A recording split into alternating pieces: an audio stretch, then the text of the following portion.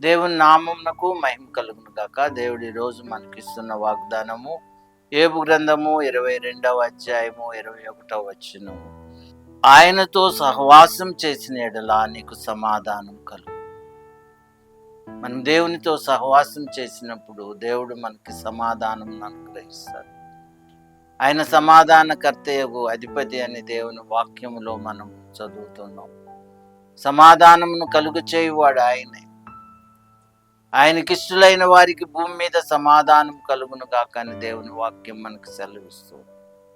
కాబట్టి మనము ఆయనతో సహవాసం చేయాలి.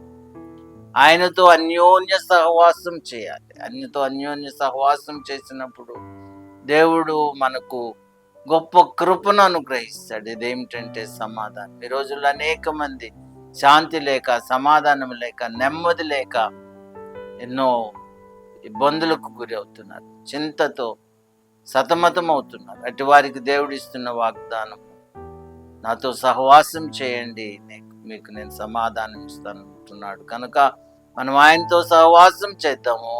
ఆయన ఇచ్చే సమాధానం పొందుకొని నెమ్మది కలిగి జీవించుదాము. అట్టి కృప దేవుడు దయచేయును గాక. ఆమేన్.